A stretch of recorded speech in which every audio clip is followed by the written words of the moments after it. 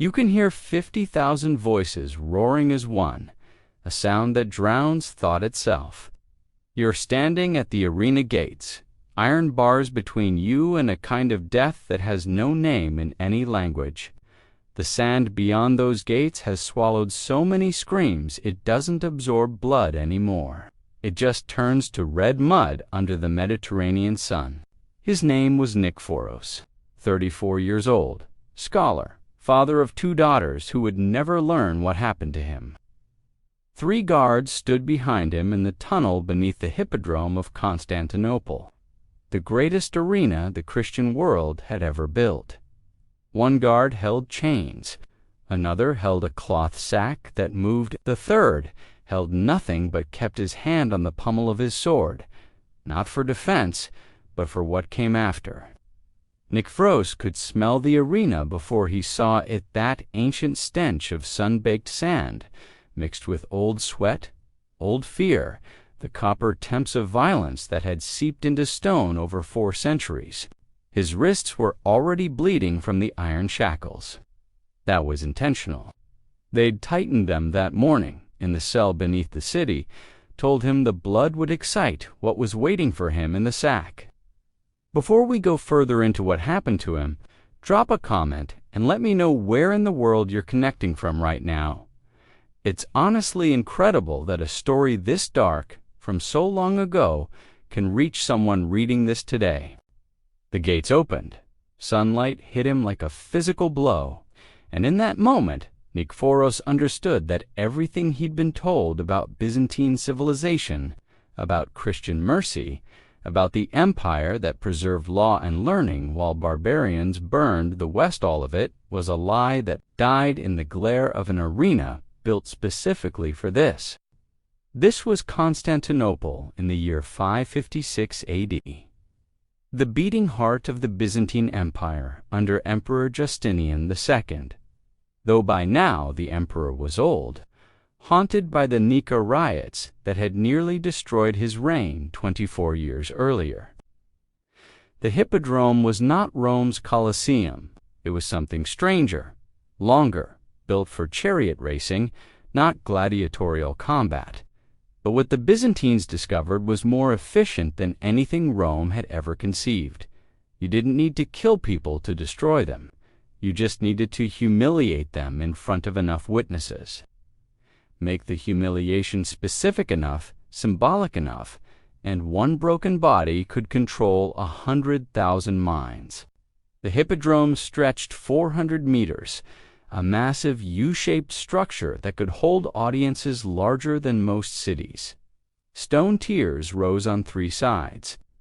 At the closed end sat the Kathisma, the imperial box, purple drapes, hanging still in summer heat.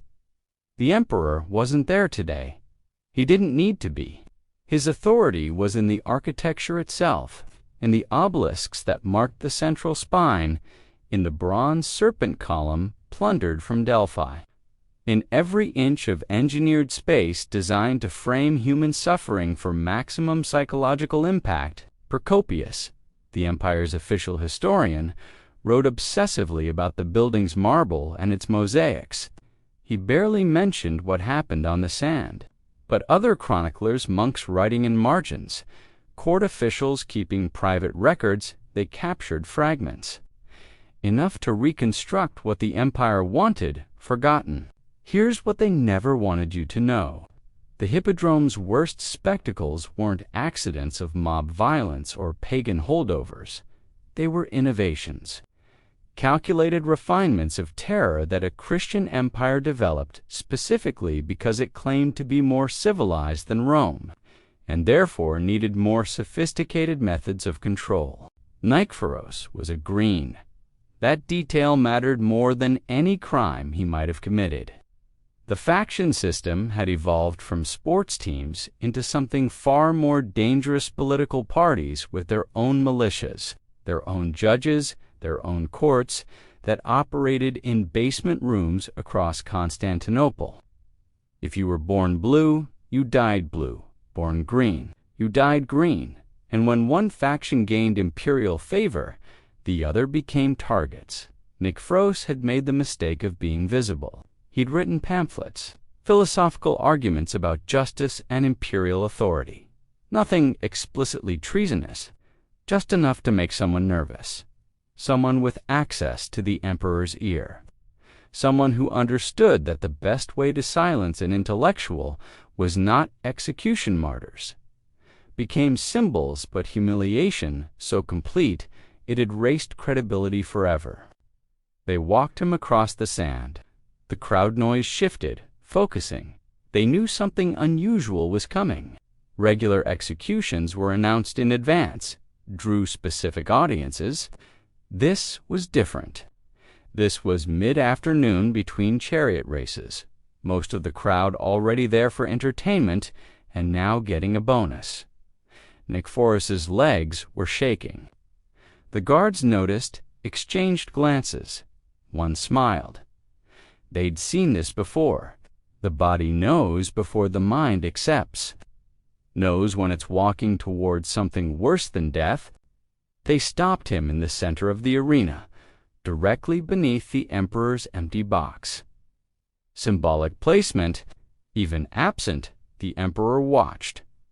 A herald stepped forward, unrolled a scroll. The charges were read in a voice trained to carry across massive spaces.